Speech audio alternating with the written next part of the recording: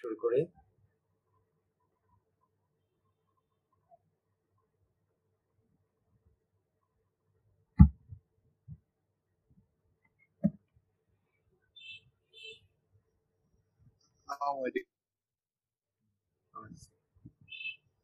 Welcome to the national university online class honours তৃতীয় বর্ষের plant physiology and plant nutrition, যার course code 233003, lecture number 11। আজকের topic হচ্ছে plant growth. আমি রাসেল কবির, assistant professor, সরকারি Harganga college, Munshiganj থেকে আজকের টপিক নিয়ে আলোচনা করব। প্ল্যান্ট গ্রোথ সম্পর্কে তোমাদের পূর্ব জ্ঞান একটু আমরা ঝালাই করে নেই। আমার মনে হয় যে তোমরা সবাই জানো যে বৃদ্ধি জীব মাত্রই বৃদ্ধি হবে। জীব, সেটা উদ্ভিদ হোক প্রাণী হোক, তার একটা বৃদ্ধি হবে। এই বৃদ্ধিটা কিভাবে হয়, কোন স্টেজে হয়, কিভাবে হয়, এটা নিয়ে নানা সময় বিভিন্ন বিজ্ঞানী বিভিন্ন ধরনের পরীক্ষা নিরীক্ষা চালিয়েছেন। তোমরা আমাদের এক বাঙালি বিজ্ঞানী জগদীশচন্দ্র বোসের নাম শুনেছ। উনিও এই প্ল্যান্ট ফিজিওলজি নিয়ে অনেক পরীক্ষা নিরীক্ষা করেছেন এবং এই উদ্ভিদের এই বৃদ্ধি এবং অনুভূতি প্রকাশের অনেক যন্ত্র তিনি আবিষ্কার করেছেন। তো নর্মালি আমরা বৃদ্ধি বলতে কি বুঝি? আমরা তো জানি যে উদ্ভিদের ক্ষেত্রে সবই যে উদ্ভিদ, যারা একটা বীজ যখন অঙ্কুরিত হয়ে পূর্ণাঙ্গ চারা গাছে পরিণত হয়, তারপরে বৃক্ষে পরিণত হয়, বৃক্ষরাজি বৃক্ষ, তখন কি ঘটে? জীবের অঙ্গের বা কোষের আকার, ওজন, আয়তন বা শুষ্ক ওজনের স্থায়ী অথবা অপরিবর্তনীয় যে বৃদ্ধি, সেটাকে আমরা প্ল্যান্ট গ্রোথ বলি। তার মানে এটাকে আমরা তিন ভাবে মানে করতে পারি, পরিমাপ করতে পারি। এক হচ্ছে আয়তন। আয়তন বলতে আমরা আসবো পরে, যে তোমরা যদি এখন একটা একক হিসাবে ধরো কোষ, একটা কোষ দেখবে যে আয়তনে কিন্তু বৃদ্ধি পায়। যখনই কোনো কোষ পানি শোষণ করে বা রস শোষণ করে, তখনই এটা স্ফীত হয়ে আয়তনে বৃদ্ধি পায়। তো আয়তন বৃদ্ধি পেতে পারে, একটা কোষের ওজন বৃদ্ধি পেতে পারে, এমনকি দৈর্ঘ্য বৃদ্ধি পেতে পারে। এবং এই যে আয়তন বৃদ্ধি, ওজন বৃদ্ধি, দৈর্ঘ্য বৃদ্ধি, এগুলোর সার্বিকভাবেই বলা হয় যে উদ্ভিদের বৃদ্ধি। তো এই বৃদ্ধি নিয়ে আজকে আমরা আলোচনা করব। তো প্ল্যান্ট গ্রোথ সম্পর্কে তোমাদের আমরা টুকটাক যে বিষয়গুলো আছে সেগুলো একটু আমরা আগে জেনে নিই। Growth is one of the most fundamental and conspicuous characteristics of living organism. সকল জীবিত জীবেরই এটা ঘটে থাকে। Growth may be defined as an irreversible increase in mass, weight and size in a living organism. আমরা যেটা বলেছি যে আকার, আয়তন, ওজন এবং দৈর্ঘ্য বৃদ্ধি পেতে পারে। যেমন তোমরা এখানে যদি দেখো যে এই যে কিছু কোষ দেখছো, এই যে কোষ বিভাজন, মাইটোসিস, সেল ডিভিশন তোমরা দেখতে পাচ্ছ এখানে। এই সেল ডিভিশন, তারপরে এই সেলের এনলার্জমেন্ট এবং ডিফারেন্সিয়েশন, এই কাজগুলোর মাধ্যমেই একটা কিন্তু চারা গাছে পরিণত হচ্ছে। এই যে যখনই সেলের নাম্বার, আয়তন, সংখ্যা বৃদ্ধি পাবে, তখনই এটা চারা গাছে পরিণত হবে। আমরা বিস্তারিত আসবো। তাহলে যখন একটি চারা বপিত হয়, তখন কিন্তু এটা ওই বীজটা বপন করলে কিন্তু বীজটা বড় হয় না, বরঞ্চ এটা চারা গাছে পরিণত হয়। তাহলে আমরা কি বলতে পারি? আমরা বলতে পারি যে এই যে চারা গাছটা পরিণত হলো, এই চারা গাছটা বীজ থেকে বিভিন্ন প্রক্রিয়ায়, বিশেষ করে বিভিন্ন কোষ বিভাজনের ফলেই কিন্তু এটা হচ্ছে। তাহলে মূলত কোষ বিভাজনটা কোথায় ঘটছে? আমরা জানি যে কোষ বিভাজন ভাজক কলারই একমাত্র বিভাজন ক্ষমতা থাকে, এবং বিশেষ করে অ্যাপিকাল মেরিস্টেম সেল যেগুলো আছে, এখানে একটা ছক তোমরা দেখতে পাচ্ছ। সেই ছকে আমরা দেখিয়েছি যে কিভাবে তোমার সেলগুলো কোথাকার বৃদ্ধি পায়। এবং তোমরা এটাও জানো যে উদ্ভিদে কিন্তু নানা ধরনের সেল আছে, বিশেষ করে xylem, phloem, vascular tissue, ground tissue, হ্যাঁ, ডার্মাল টিস্যু। আবার এই কাণ্ড থেকে আবার যদি আমরা মূলে যাই, মূলেও তোমরা দেখবা যে এই ধরনের vascular cambium, cork cambium, root hair যেটাকে আমরা মূলরোম বলি, প্রোটোডার্ম এবং এপিক্যাল মেরিস্টেম মূলেও রয়েছে। এবং এই বৃদ্ধি কাণ্ডে এবং মূলে এক এক রকম থাকে। তাহলে এই বৃদ্ধির কয়টা দশাতে হতে পারে? আমরা যখন দেখি যে একটি বীজ থেকে ধীরে ধীরে পূর্ণাঙ্গ গাছে পরিণত হয়, তখন আমাদের বাহ্যিকভাবে আমরা দেখছি যে গাছটা বৃদ্ধি পাচ্ছে এবং এক সময় বৃদ্ধি রহিত হয়ে যাচ্ছে। এবং এই বৃদ্ধি, এই যে তোমরা দেখছো রুটের অ্যাপিক্যাল মেরিস্টেমে হচ্ছে আর সেখানে কুড়িতে হচ্ছে।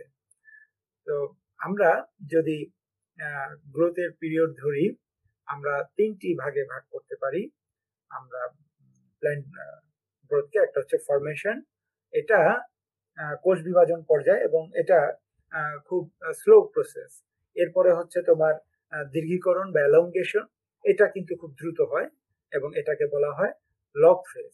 এবং আরেকটা হচ্ছে ম্যাচুরেশন ফেজ, মানে হচ্ছে বিভেদ দশা, যে কোষগুলো বিভাজিত হয়ে কে কোন অঙ্গ গঠন করবে এটা বিভাজিত হয়ে পরিণত হয়ে গেল, এটা হচ্ছে স্টেট ফেজ। তার মানে lag phase, log phase, state phase, এই তিনটা দশায় বিভাজিত হচ্ছে। তো তোমরা যদি এখন একটা জিনিস খেয়াল করো, আমরা যদি এই গ্রোথ কার্ভ করি, একটা বক্ররেখা, এটা দেখবে যে ইংরেজি এস অক্ষরের মতো হচ্ছে। তার মানে তোমরা যদি খেয়াল করো, সিগমা একটা চিহ্ন আছে, এই সিগমা চিহ্নটার মতোই এই কার্ভটা যায়, এই কারণে এটাকে বলা হয় সিগময়েড কার্ভ। তার মানে তোমরা যদি এখানে খেয়াল করো যে সময়ের সাথে সাথে গ্রোথের বৃদ্ধিটা, যদি আমরা তিনটা ফেজ বলেছি, ল্যাগ ফেজ, লগ ফেজ আর স্টেডি স্টেট ফেজ, এই তিনটা ফেজে দেখবা যে এক সময় তোমার গ্রোথটা খুবই স্লো হয়, এমনকি কখনো কখনো এটা মানে চোখেও পড়ে না যে এত ধীরে হচ্ছে, এটাকে ল্যাগ ফেজ বলে। এবং এই ল্যাগ ফেজটা ঘটে হচ্ছে কোষ বিভাজন দশায়। আর এরপরে যখন কোষের আয়তন বৃদ্ধি পায়, যেটা হচ্ছে যে কোষ আমরা বলেছি যে দীর্ঘীকরণ দশা, ওটা কিন্তু তখন দেখা যায় যে কোষের আয়তন বৃদ্ধি মানে কি, গাছটা একেবারে চারা গাছটা ধীরে ধীরে বড় হচ্ছে, পাতাগুলো ধীরে ধীরে বড় হচ্ছে এবং সেটা একেবারে দৃষ্টিগোচর হয় এবং এটা আমাদের চোখে খুব সহজে পড়ে, যেহেতু এটা খুব দ্রুত হচ্ছে। এই দ্রুত যে বিভাজন বৃদ্ধিটা হচ্ছে উদ্ভিদের, এটা হচ্ছে লগ ফেজ। ফলে তোমরা যদি এই সময়ের সাথে সাথে যদি এই বৃদ্ধিটা দেখো, গ্রোথ রেটটাকে যদি তোমরা মিলিমিটার বা সেন্টিমিটার, যে এক এক উদ্ভিদের জন্য এক এক রকম যদি তোমরা ধরে নাও, তাহলে এবং এইগুলোকে যদি আমরা ডট গুলো বসাই প্রতিদিন, তাহলে এই ডট গুলোকে যোগ করলে এরকম একটি রেখা আসবে।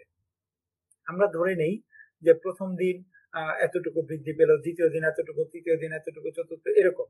এরপরে দেখবে যে হু হু করে বড় হচ্ছে। পঞ্চম দিন সে এটা ছিল 2 সেন্টিমিটার পর্যন্ত, 4, 5, 10 দিন পর্যন্ত 2 সেন্টিমিটার ছিল, পঞ্চম দিনে 4 সেন্টিমিটার, ষষ্ঠ দিনে 8 সেন্টিমিটার হয়ে গেছে। তার মানে তখন ধীরে ধীরে তার বৃদ্ধিটা এত হয়ে যাচ্ছে যে একটা সময় পর্যন্ত কোষের আয়তন বেড়ে তার বিভিন্ন অঙ্গ মানে ডালপালা গজিয়ে সে অনেক বড় হয়ে গেল। এটাকে বলা হয় ল্যাগ ফেজ, মানে হয়ে গেল।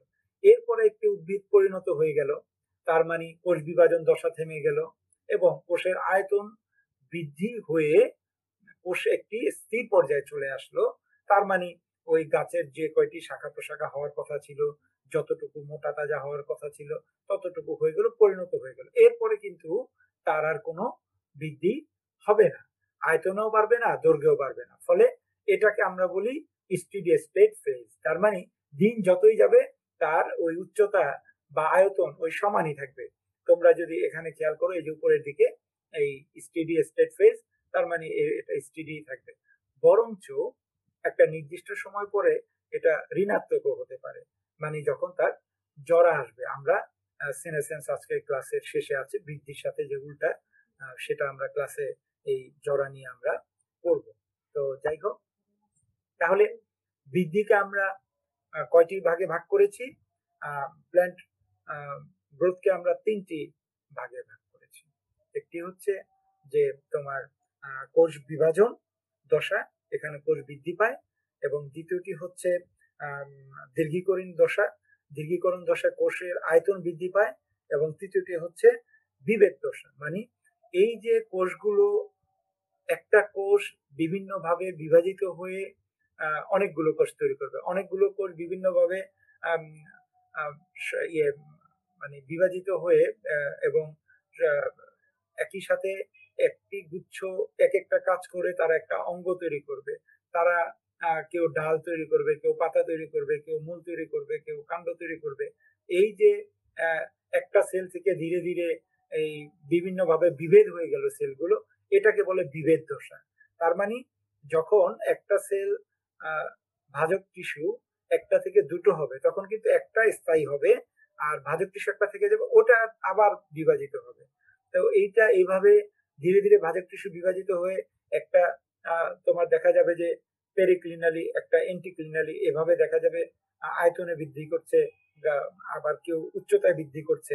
ধীরে ধীরে একটি গাছের একটি কোষ থেকে একটি গাছের মূল, কাণ্ড, পাতা সবকিছুতে পরিণত হবে। তার মূল, কাণ্ড, পাতা কোথায় কোন কোষটি যাবে, এই যে বিভাজন, এই বিভেদটাই একটা দশা। এই দশাটা হচ্ছে পরিণত দশা বা স্টেট ফেজ আমরা বলি। তোমরা যদি এই চিত্রটা দেখো, তাহলে আমার মনে হয় যে একটু ক্লিয়ার তোমরা বুঝতে পারবে যে কোষের বৃদ্ধি বলতে আমরা কি বুঝি। কোষের বৃদ্ধি বলতে এখানে আমি ছক দিয়ে তোমাদের দেখাচ্ছি, যে ছকে তোমরা যদি দেখো যে একেবারে স্পষ্ট দেখবা যে একটি কোষ জল এবং অন্যান্য শোষণের ফলে, রস শোষণের মাধ্যমে, এবং আরো যে তার যে ভিতরে যে কোষাণু থাকে, তোমরা জানো যে কোষাণু বলতে মাইটোকন্ড্রিয়া, রাইবোজোম, ক্লোরোপ্লাস্ট, আরো যা কিছু আছে, এগুলোরও সংখ্যা বৃদ্ধি পাবে। তো এইভাবে নানা ধরনের কোষের যখন রসস্ফীতি ঘটবে, কোষের যখন কোষাণু পরিবর্তন হবে, এতে কোষের আয়তন প্রায় 15 গুণ পর্যন্ত বৃদ্ধি হওয়া সম্ভব। এই যে কোষের আয়তন যদি 15 গুণ বৃদ্ধি পায়, তাহলে ওই প্ল্যান্টের গ্রোথ 15 গুণ বৃদ্ধি পাবে, এটাই স্বাভাবিক। তাহলে কোষের বৃদ্ধিটাকে আমরা এখানে দুই ভাবে দেখেছি। একটা হচ্ছে কোষীয় পদার্থের বৃদ্ধি। কোষীয় পদার্থ বলতে কি বোঝাচ্ছে, যে কোষের ভিতরে যে পদার্থ থাকে, যেমন হচ্ছে পানিতে দ্রাব্য পদার্থ, শর্করা, লবণ ইত্যাদির পরিমাণ বৃদ্ধি পেল। আরেকটি হচ্ছে কোষ প্রাচীরের পদার্থের বৃদ্ধি। তোমরা জানো যে কোষ প্রাচীরের সেলুলোজ জাতীয় এবং হেমি সেলুলোজ জাতীয় যে পদার্থ আছে, মূলত সেগুলো বৃদ্ধি পেয়ে কোষ প্রাচীরেরও আয়তনের বৃদ্ধি পেল। আর একটা হচ্ছে প্রোটোপ্লাজমীয় পদার্থ, যে বিশেষ করে প্রোটোপ্লাজমের ভিতরে যে কোষাণুগুলো থাকে, ডিএনএ, আরএনএ, মাইটোকন্ড্রিয়া, ক্লোরোপ্লাস্ট, এগুলো, রাইবোজোম, এগুলোর বৃদ্ধি। তাহলে এভাবে কিন্তু কোষীয় পদার্থের বৃদ্ধির মাধ্যমে কোষের আয়তনের বৃদ্ধি করতে পারে। আরেকটা বিষয় হচ্ছে যে শক্তির সংশ্লেষ। কোষের বৃদ্ধির সাথে সাথে শক্তিরও বৃদ্ধি পায়। এতে করে, যেমন ধরো শর্করা জাতীয় খাদ্য যখন কোষের মধ্যে বৃদ্ধি আসবে, তো এটা আবার সমাজ শোষণের মাধ্যমে এটিপি তৈরি করবে। এছাড়া ফসফোরাইলেশনের মাধ্যমেও এটিপি তৈরি করবে। ফলে এই এটিপি গুলো কিন্তু আবার কোষীয় উপাদান, যে অন্যান্য যে কোষীয় উপাদানগুলো আমরা বললাম, যে রাইবোজোম, মাইটোকন্ড্রিয়া, এগুলো সংশ্লেষের কাজে ব্যবহৃত হবে। তার মানে কোষে আরো বেশি বেশি কোষীয় উপাদান তৈরি হবে, ফলে কোষটার আয়তনে বৃদ্ধি পাবে। এই যে কোষের অতিরিক্ত পদার্থ, কোষীয় পদার্থ এবং কোষীয় অঙ্গাণু তৈরি হবে, এতে করে কি করবে, তারা একটা কোষ প্রাচীরের মধ্যে চাপ সৃষ্টি করবে, যাতে আয়তনে বৃদ্ধি পায়। ফলে কোষটা তার আয়তনে বৃদ্ধি পেয়ে যাবে অটোমেটিক্যালি। তাহলে আমরা যে কার্ভ নিয়ে আমরা আলোচনা করলাম, সেই কার্ভ নিয়ে আমরা বিস্তারিত যাব পরে। তাহলে এখন তোমরা দুটো জিনিস ভালো মতো বুঝে নাও। একটা হচ্ছে যে আমাদের বৃদ্ধির পর্যায় কয়টি? বৃদ্ধির পর্যায় হচ্ছে 3টি, এবং এই বৃদ্ধির পর্যায়কে যদি তোমরা গ্রাফের মধ্যে স্থাপন করো, তাহলে একটি কার্ভ দেখা যাবে, একটি বক্ররেখা দেখা যাবে, যে বক্ররেখাটি দেখতে ইংরেজি এস অক্ষরের মতো, সাইন্টিফিক সিগমা অক্ষরের মতো, যে কারণে ওই কার্ভটাকে বলা হয় সিগময়িক কার্ভ। আমরা ওটা নিয়ে আমরা আলোচনা করব। আগে বৃদ্ধির দশায়, যে বিভিন্ন দশায় যে বিভিন্ন ভাবে আমরা প্রকাশিত করি কার্ভের মধ্যে, সেটা কি, এটা বোঝার জন্য তোমাদেরকে আগে বুঝতে হবে যে বৃদ্ধিটা কয়টা পর্যায়ে হয়। আমরা জানি যে বৃদ্ধিটা 3টি পর্যায়ে হয়। আমি আবারও বলি, একটি পর্যায় হচ্ছে কোষ বিভাজন দশা বা কোষ গঠন দশা। কোষ বিভাজিত হয়ে নতুন নতুন অপত্য কোষ গঠন করলো, এটাই হচ্ছে কোষ বিভাজন দশা অথবা কোষ গঠন দশা। এখানে আমরা জানি অবশ্যই আগের ছবিটা কি আরেকবার একটু দেওয়া যাবে? আমি আসবো। একটি কোষ যখন বিভাজিত হবে ভাজক কোষ, তখন কিন্তু দুটি অপত্য কোষের মধ্যে একটি স্থায়ী কোষ হবে, আরেকটি কিন্তু ভাজক কোষ থেকেই যাবে। এবং তোমরা জানো যে যখন স্থায়ী কোষগুলোর প্রয়োজন হয় বিভাজনের জন্য, তখন কিন্তু ওই স্থায়ী কোষটাও ভাজক কোষের মতো কাজ করে, তখন সেটাকে আমরা বলি ক্যাম্বিয়াম। সে ক্যাম্বিয়াম নিয়েও আমরা আলোচনায় আসবো। তার মানে কোষ বিভাজিত হয়ে অপত্য কোষ গঠন করে, এটা হচ্ছে আমাদের বৃদ্ধির প্রথম পর্যায়, এবং এই পর্যায়টাকে আমরা বলি ল্যাগ ফেজ। ল্যাগ ফেজ বলি এই কারণে যে এই পর্যায়ে কোষ বিভাজিত হয় কিন্তু আয়তনে বৃদ্ধি পায় না, ফলে বাইরে থেকে উদ্ভিদের বৃদ্ধিটা ততটা দৃষ্টিগোচর হয় না। যে উদ্ভিদ বড় হচ্ছে, মোটা হচ্ছে, লম্বা হচ্ছে, হ্যাঁ, এটা আয়তনে বৃদ্ধি পাচ্ছে, ওজনে বৃদ্ধি পাচ্ছে, তা কিন্তু দেখা যাবে না এই দশায়। এই দশায় যদিও একটি কোষ থেকে অসংখ্য অপত্য কোষ তৈরি হবে, তবে সেই কোষগুলো দেখা যাবে একটি কোষের আয়তন যদি 10 মিলিমিটার হয়ে থাকে, দুটি কোষের আয়তন মিলে হয়তো বা 10 অথবা 10.5 11 মিলিমিটার হলো। তার মানে ওটা কিন্তু ভাগ হয়ে দুটা 10 মিলিমিটারের কোষ গঠন করলো, সে কিন্তু ওই ছোট ছোট দুটি কোষ করলো। ফলে এরকম বিভাজনের ফলে এই যে বৃদ্ধিটা কোষের, এই দশাটা কিন্তু খুব বেশি আমাদের দৃষ্টিগোচর হয় না, ফলে এটা খুব স্লো প্রসেস। এবং তোমরা মনে রাখবে এই দশাটির নাম হচ্ছে ল্যাগ ফেজ। তাহলে ল্যাগ ফেজ কোনটি? যেটি হচ্ছে কোষ বিভাজন দশা বা কোষ গঠন দশা, যে দশায় কোষ বিভাজিত হয়ে অপত্য কোষ গঠন করে। এরপর হচ্ছে আমাদের দ্বিতীয় দশা, সেটা হচ্ছে কোষ দীর্ঘীকরণ দশা। মানে এখানে হচ্ছে কোষ আকারে বৃদ্ধি পাবে। এই যে তোমার বিভিন্ন বিভাজিত হলো কোষগুলো, আমি একটু আগে বলেছি যে অপত্য কোষগুলো আকারে ছোট থাকে, তাহলে এই অপত্য কোষগুলো দেখা যাবে যে নানান ভাবে অভিস্রবণীয় প্রক্রিয়া পার্শ্ববর্তী কোষ থেকে এবং সবাদ শোষণ, অবাধ শোষণ, নানান ভাবে এবং মাটি থেকে, পরিবেশ থেকে তোমার পুষ্টি এবং পানি শোষণ করে এই কোষের আয়তন বৃদ্ধি পাবে এবং কোষ প্রাচীরেরও আয়তন বৃদ্ধি পাবে। ফলে এটা তখন দৃষ্টিগোচর হবে। যখনই অসংখ্য কোষের আয়তন একসাথে বৃদ্ধি পায়, তখন কিন্তু দেখা যাবে যে ক্ষুদ্র যে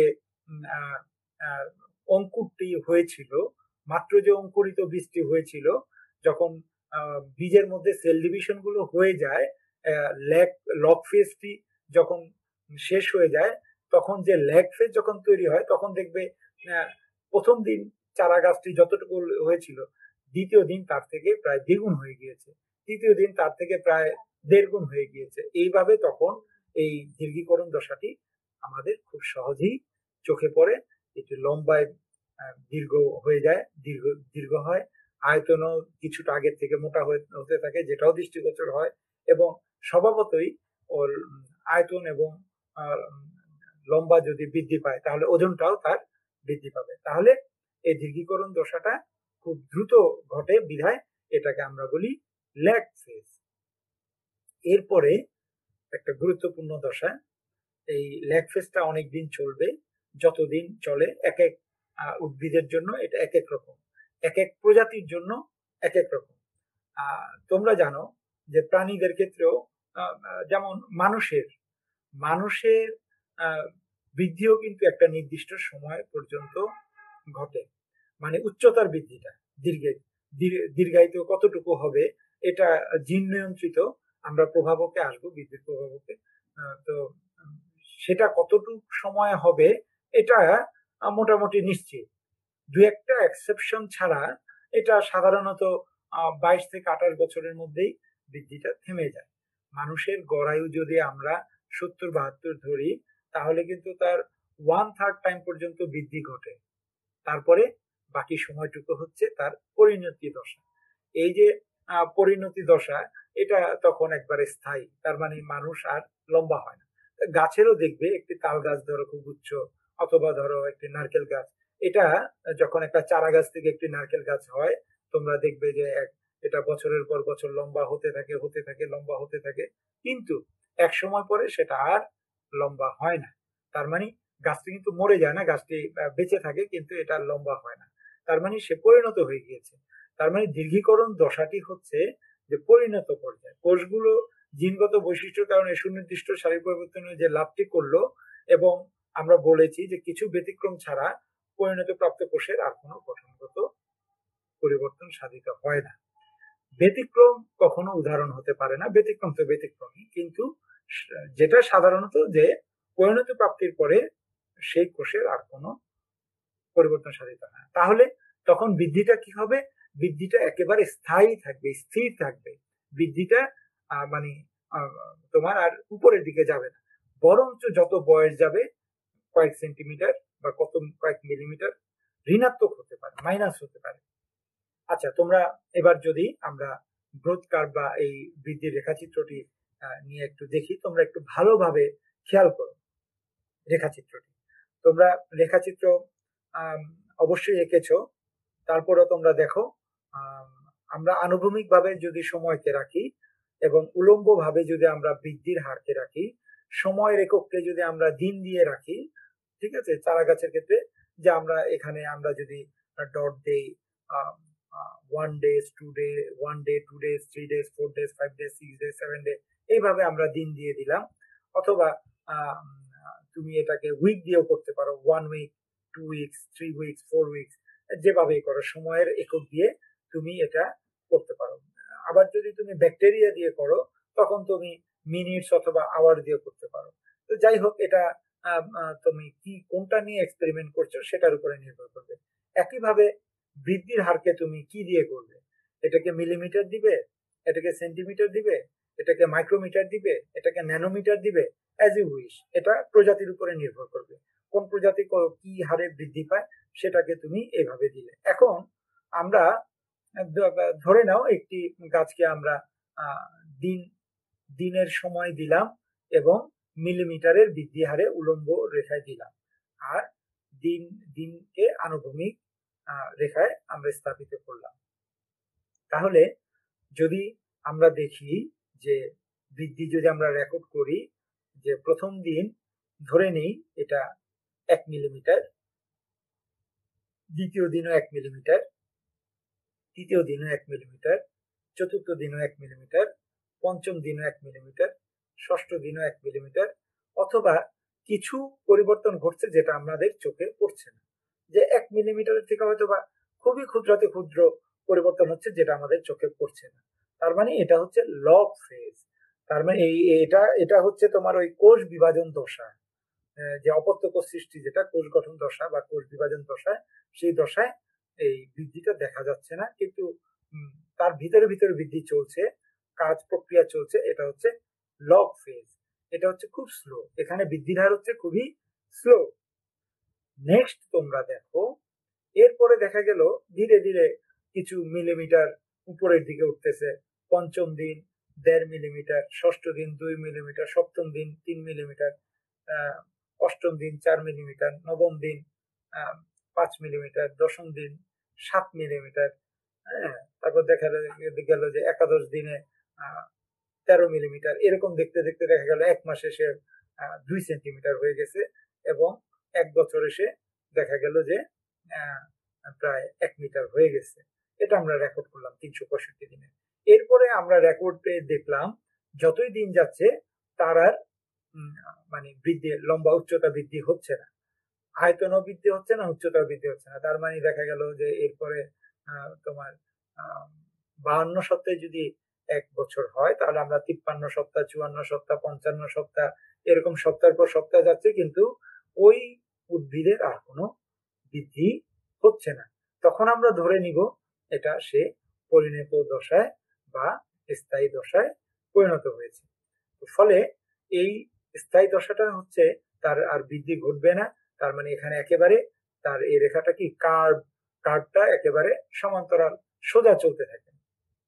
তাহলে এই যে এখানে তোমরা দেখো যে প্রথমে যখন কোষ বিভাজন পর্যায়ে খুব স্লো বৃদ্ধি হয়েছিল, যেটা চোখেই পড়েনি, এবং আমাদের দিঘীকরণ পর্যায়ে যখন দ্রুত বৃদ্ধি পেয়ে এটা উপরের দিকে উঠলো, উপরের দিকে উঠার পরে আবার স্থায়ী দশায় এটা কি করলো, স্থায়ী দশায় এটা আবার স্লো হয়ে গেল, মানে থেমে গেল। এমনকি বরঞ্চ সেনেসেন্সের কারণে, জড়তা আসার কারণে, বয়স হওয়ার কারণে কিছু সেল ধ্বংস হয়ে বরঞ্চ আরো ঋণাত্মক হয়ে গেল, কিছু উচ্চতা বা আয়তন কমেও যেতে পারে। এই যে ব্যাপারটি ঘটলো, এই এই রেখাটা আমরা যখন লিখবো, এই রেখাটা আমরা যখন এই ডটগুলোকে যখন আমরা যোগ করব, তখন যে আকৃতিটা দেখা যাবে এটা অনেকটা সাইন্টিফিক সাইন সিগমার মতো দেখতে। That's why it is called sigmoid line, sigmoid curve. তার মানে ইংরেজি এস অক্ষর, যেটাকে সাইন্টিফিক সাইন আমরা সিগমা বলি, এটা দেখতে অনেকটা সেরকমই। তাহলে এই যে গ্রোথ কার্ভটা আশা করি এখন তোমরা আঁকতে পারবে। এই গ্রোথ কার্ভ দিয়ে আমাদের কি কাজে আসে? এর লেখচিত্রের 3টি পর্যায়ে কিন্তু তোমরা লক্ষণীয়, আমরা যে জিনিসটা লক্ষ্য করতে বলেছি সেটা হচ্ছে যে, আমি আবারও বলি, প্রথম পর্যায়ে বৃদ্ধির হার খুবই ধীর, এমনকি তোমার কাছে মনে হতে পারে এটা কখনো কখনো ঋণাত্মক। তো এটাকে আমরা কি বলেছি, এটা হচ্ছে ল্যাগ ফেজ। আর দ্বিতীয় পর্যায়ের বৃদ্ধির হার হচ্ছে দ্রুত, এটা হচ্ছে দীর্ঘীকরণ ফেজ। কোষের আয়তন বৃদ্ধি পায়, ফলে কোষগুলো আয়তনে বৃদ্ধি পাওয়ার কারণে আমি বলেছি যে একটি কোষ এমনও পরীক্ষা করে দেখা গিয়েছে যে 15 গুণ পর্যন্ত বৃদ্ধি পায়। তাহলে এটা কত দ্রুত বৃদ্ধি পেতে পারে, এটা আমাদের চোখে কত ভাবে মানে ধরা পড়তে পারে, তোমরা বোধগম্যতার মধ্যে আসছে নিশ্চয়ই, যেহেতু 15 গুণ যদি আয়তনে বৃদ্ধি পায় তাহলে তো অবশ্যই তোমরা বুঝতে পারছো যেটা কি হতে পারে। ফলে এটার এই পর্যায়ের বৃদ্ধিটাকে আমরা বলি জিওমেট্রিক প্রোগ্রেশন, এবং আমাদের এই ফেজটার নাম হচ্ছে লগ ফেজ। এবং এটা কি হবে, এটা হচ্ছে ক্রমারোহী, ক্রমারোহী, ক্রম আরোহী বলতে এটা আরোহণ করবে, উপরের দিকে আরোহণ করবে বা ঊর্ধ্বগামী, এটা উপরের দিকে উঠবে। তো এইটা এই বৃদ্ধির এই লগ দশাটা হচ্ছে দ্বিতীয় ফেজে হচ্ছে যখন দীর্ঘীকরণ দশা হয়, এবং তৃতীয় পর্যায়ে বৃদ্ধির হার হ্রাস পায়। তার মানে আমরা বলেছি যে এটা স্থায়ী থাকবে, পরিণত থাকবে, এবং যখন সেনেসেন্স আসবে, তোমরা এখানে এই টার্মটা নিয়ে আমরা আলোচনা করব আমাদের পরের, এটার মধ্যে আছে সেনেসেন্স বা বার্ধক্য। তোমরা জানো মানুষের ক্ষেত্রে তোমরা দেখো যে মানুষ কুজু হয়ে যায়, মানুষের হাড় ক্ষয় হয়ে যায়। একটি লম্বা মানুষ একটা পরিণত বয়সে যখন সে বয়স্ক হয়ে যায়, বার্ধক্যে আসে, তখন সে মেরুদণ্ড সোজা করে দাঁড়াতে পারে না, আর তার মেরুদণ্ড, তারপরে তোমার গোড়ালি, পায়ের হাড়, জয়েন্ট, এগুলোতে কিছুটা ক্ষয় হয়, ফলে কিছু মিলিমিটার বা সেন্টিমিটার তার কমে যায়। তো এটা ঋণাত্মক হচ্ছে। তো এই সেনেসেন্সের সময় যখন, বার্ধক্যের সময় যখন ঋণাত্মক হচ্ছে, তখন এটাকে আমরা ধরে নিই যে এটা স্থায়ী দশা। এটা হয় বড় তো হবেই না, বরঞ্চ এটা ঋণাত্মক হতে পারে। ফলে এটা এটাকে আমরা কি বলি, স্টেডি দশা বলি। তাহলে সার্বিকভাবে তোমরা বুঝতে পারলে যে কার্ভটা কিভাবে হতে পারে। এখন আমরা কিছু প্রভাবক এখানে দিয়েছি, তোমরা দেখে নিবে যে এই বৃদ্ধির প্রভাবক সাধারণত জানো যে আমাদের ফিজিওলজির আগের ক্লাসগুলোতে আমরা বলেছি যে প্রভাবক দুই ধরনের হয়, একটা হচ্ছে এক্সটার্নাল ফ্যাক্টরস, একটা হচ্ছে ইন্টারনাল ফ্যাক্টরস। মানে পরিবেশগত যে উপাদান আছে, বিশেষ করে পানি, বায়ু, তাপমাত্রা ইত্যাদি হচ্ছে তোমার প্রভাবক, বহিঃপ্রভাবক। উষ্ণতা যদি সাধারণত 0 থেকে 25 ডিগ্রির মধ্যেই কোষ বিভাজনটা ভালো হয়, বৃদ্ধি ভালো ঘটে, এবং যেহেতু যে কোনো বৃদ্ধির জন্য এনজাইম জরুরি, এবং তোমরা জানো যে অধিকাংশ এনজাইম 25 ডিগ্রি সেন্টিগ্রেডের উপরে তার কার্যকারিতা হারায়। ফলে 25 ডিগ্রির উপরে যদি তাপমাত্রা থাকে তাহলে বৃদ্ধির উপরে নেতিবাচক প্রভাব ফেলবে। আলোর নিয়ে আমরা একটি চ্যাপ্টার করেছি, সেখানে তোমরা ফটোপিরিয়ডিজম দেখেছো। ফলে আলোর উপস্থিতি কেমন বৃদ্ধি হ্রাস পেতে পারে এটা তোমরা জানো। আলোটা কত প্রয়োজন, আলোর প্রখরতা, গুণগত প্রকৃতি এবং আলোর স্থিতিকাল পুষ্পকোষপটনে, এটা যদি তোমরা আরেকটু দেখে নাও ফটোপিরিয়ডিজমটা ক্লাসটা, তাহলে হবে। আর পানি বায়ুতে অক্সিজেনের পরিমাণ যেহেতু শ্বসনের জন্য প্রয়োজন, তারপর মাটিতে কি ধরনের খনিজ পদার্থ আছে, প্রয়োজনীয় খনিজ মদত আছে কিনা, ঠিক আছে, দূষক পদার্থ আছে কিনা। অন্তঃপ্রভাবক বলতে আমরা বলেছি যে জিনগত একটি নিয়ন্ত্রণ থাকে, জেনেটিক্যালি এটা তোমার থাকবে যে কতটুকু লম্বা হবে, কতটুকুই হবে। তাছাড়া হরমোনের কিছু প্রভাব আছে, এনজাইমের কথা আমরা বললাম, ইত্যাদি প্রভাবগুলোই কাজ করবে। এবার আমরা আসি বৃদ্ধির পরের যে আমাদের যে সেনেসেন্স। সেনেসেন্স শব্দটা কি? এই যে তোমরা গাছের যে চিত্রটা দেখছো, এটা একটি পরিণত গাছ, পাতা শুকিয়ে গেছে, মানে এটা মানে একেবারে বৃদ্ধ হয়ে গেছে, মানে প্রায় মৃতপ্রায়। এই পৃথিবীতে কোনো জীবই অমর নয়। তার মানে অন্যান্য জীবের মতো উদ্ভিদেও বৃদ্ধি পায়, পরিণতি লাভ করে, একদিন সে জরায় পরিণত হবে, জরাগ্রস্ত হবে এবং মৃত্যুর কোলে ঢলে পড়বে। টুডে অর টুমরো, কোনটা বেশি হবে কোনটা কম হবে, আগে আর পরে। তাহলে আমরা কি বলতে পারি?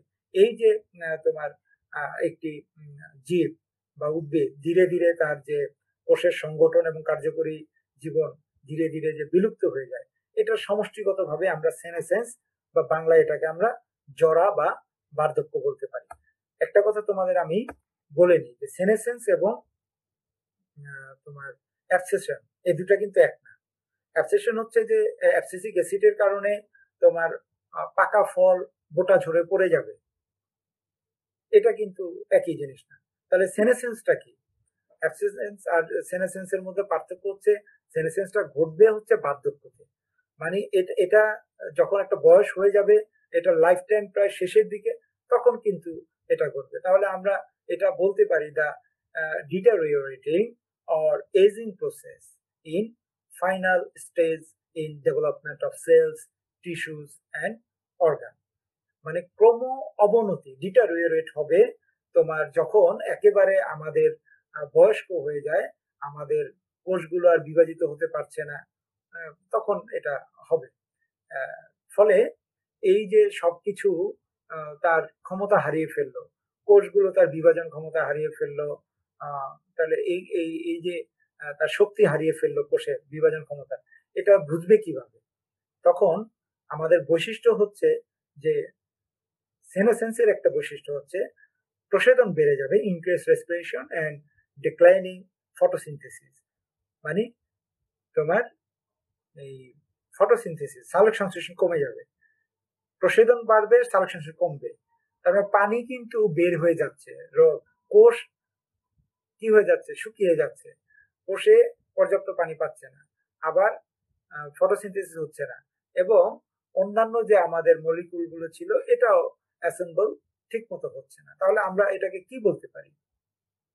কোন কোন জিনিসগুলো এই জড়তাকে ত্বরান্বিত করে? একটা বয়সে তো জড়তা আসবেই, তারপরও উদ্ভিদের জন্য light, temperature, nutrients, ethylene, pathogens and pollination, আলো, তাপমাত্রা, পুষ্টি পদার্থ এবং ইথিলিন নামক হরমোন, আর কিছু জীবাণু, প্যাথোজেন, আর পলিনেশন নিয়ে তোমরা ক্লাস করেছো, কিছু পলিনেশন আছে যে দূষক পদার্থের পলিনেশন যদি হয় বা অন্য কোনো কারণেও এটা দ্রুত জরা করতে পারে। জেনেটিক্যাল যদি চেঞ্জ হয়, তাহলে যে বয়সে জরা আসার কথা সেই বয়সে থেকে আগে তোমার বার্ধক্য বা জরা আসতে পারে বা সেনেসেন্স আসতে পারে।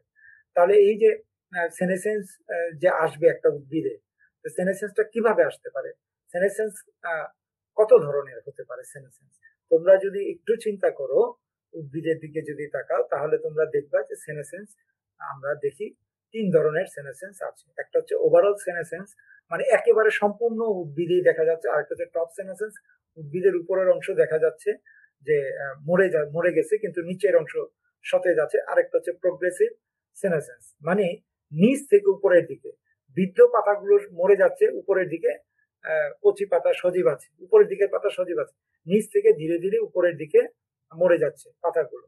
তাহলে আমাদের যদি সেনেসেন্স আমরা তিন ধরনের বলি, তাহলে প্রথম ধরনের সেনেসেন্সকে আমরা কি বলেছি? ওভারঅল সেনেসেন্স। মানে ওভারঅল সেনেসেন্সকে যদি আমি বলি যে সার্বিক জরা, এই সার্বিক জরাকে তোমরা বলতে পারো যে এটা কোথায় ঘটে?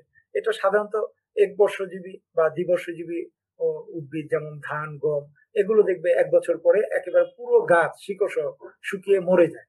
এটাকে বলা হয় ওভারঅল সেনেসেন্স বা সার্বিক জরা।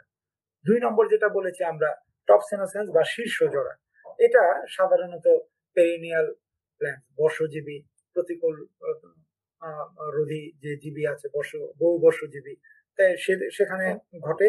এবং সেটা বোঝার উপায় আমি বলেছি যে তোমরা দেখবা যে অনেক বৃক্ষে উপরের অংশ মরে গিয়েছে, কিন্তু নিচের কাণ্ড, পাতা টাতা সব মরে গেছে, কিন্তু কাণ্ড বা শিকড় বা এর বিটক এগুলো সতেজ আছে। তাহলে এ ধরনের জরাকে আমরা বলি শীর্ষ জরা। আর এবং এরপরে আমরা যদি বলি যে হোয়াট ইজ প্রোগ্রেসিভ সেনেসেন্স বা ক্রমবর্ধমান জরা, ক্রমবর্ধমান বলেছি, তার মানে এটা নিশ্চয়ই এক জায়গা থেকে শুরু হয়ে বাড়তে বাড়তে আরেক জায়গায় যাবে। সাধারণত উদ্ভিদের বৃদ্ধিটা শুরু হয় নিচ থেকে উপরে, তাহলে জরাটাও শুরু হবে নিচ থেকে উপরে। তাহলে দেখা যাবে যে উদ্ভিদের পাতাগুলো ক্রমশ নিচের দিক থেকে উপরের দিকে ধীরে ধীরে জরাগ্রস্ত হয়ে মরে যাচ্ছে। আবার কখনো কখনো দেখা যায় শীর্ষভাগে এই নতুন পাতা জন্মাচ্ছে। তাহলে এই যে পাতা থেকে এই জড়াচ্ছে কাণ্ড পর্যন্ত তোমার ধীরে ধীরে মরে যাচ্ছে, এটাকে বলা হয় তোমার ক্রমবর্ধমান জরা বা প্রোগ্রেসিভ সেনেসেন্স। তাহলে আমরা তিন ধরনের সেনেসেন্স জানলাম। এই যে এই ধরনের সেনেসেন্স সাধারণত ডেসিডিউয়াস বা পর্ণমোচী সেনেসেন্স যেটা আমরা বললাম এটা হতে পারে। তাহলে তিন ধরনের জরা আমরা যেটা বললাম, এই তিন ধরনের জরার মধ্যে আমরা কি করতে পারি। আবার যদি আমরা একটু তোমাদেরকে বলি যে জরা হচ্ছে তিন ধরনের, এখানে লেখা আছে, তোমরা যদি পরীক্ষা দেখো এখানে চিত্রটা তোমরা দেখতে পাচ্ছ যে এই সাদা অংশ মানে সম্পূর্ণ গাছটা মরে গেছে, এটা হচ্ছে সার্বিক জরা বা ওভারঅল সেনেসেন্স। এরপরে দ্বিতীয় চিত্রটা দেখো যে শীর্ষ মরে গেছে কিন্তু মূল বা বিটক মাটির নিচের অংশ সজীব আছে, এটাকে আমরা বলছি শীর্ষ জরা বা টপ সেনেসেন্স। এবং তৃতীয় চিত্রটা যদি তোমরা দেখো যে এখানে তোমার নিচ থেকে উপরের দিকে এটা মরে যাচ্ছে কিন্তু জড়ায় ধরেছে, কিন্তু পাতাগুলো সতেজ আছে, তার মানে এখানে ক্রমবর্ধমান জড়ায় ধরেছে। সবগুলোই একসময় মরে যাবে, এই কয়ের মতো, চিত্র কয়ের মতো এগুলো ধীরে ধীরে মরে যাবে। তবে এটা একেবারে কয়ে যেটা সার্বিক জরা একসাথে এসেছে, ক্ষয় হচ্ছে ধীরে ধীরে আসছে উপর থেকে নিচে, আর গয়ে হচ্ছে নিচ থেকে উপরে, তাই না? পর্ণমোচী জরা তো তোমরা জানো যে এটা এরকম কাষ্ঠল উদ্ভিদের যে পাতাগুলো জড়গ্রস্ত হয় সেটা এটা ধীরে ধীরে যাবে। যাই হোক, আমরা তোমাদের কিছু লিঙ্ক দিয়ে দিলাম, রেফারেন্স বই দিলাম, তোমরা এখানে আরো বিস্তারিত জেনে নিবে যদি তোমাদের প্রয়োজন থাকে। আর আরো যদি তোমরা জানতে চাও সেখানে তোমরা এই ভিডিওটাকে আরেকবার দেখবে, এবং এই কিভাবে পরীক্ষা লিখতে হবে সেটাও আমি দিয়ে দিয়েছি, তোমরা পজ করে ভিডিওটা দেখবে। আশা করি তোমাদের এই ক্লাসটি উপকারে এসেছে। তারপরে যদি কোনো প্রশ্ন থাকে তোমরা বরাবরের মতো কমেন্টে লিখবে, এবং পরবর্তী ক্লাস দেখার আমন্ত্রণ জানিয়ে আমি আজকের ক্লাস এখানে শেষ করছি। সবাই ভালো থাকবে, সুস্থ থাকবে এবং এই লকডাউনের মধ্যে পড়াশোনা চালিয়ে যাবে, এই কামনা করে আমি আমাদের আজকের ক্লাস এখানে শেষ করছি এবং পরবর্তী ক্লাস দেখার আমন্ত্রণ জানিয়ে এখানেই শেষ করছি।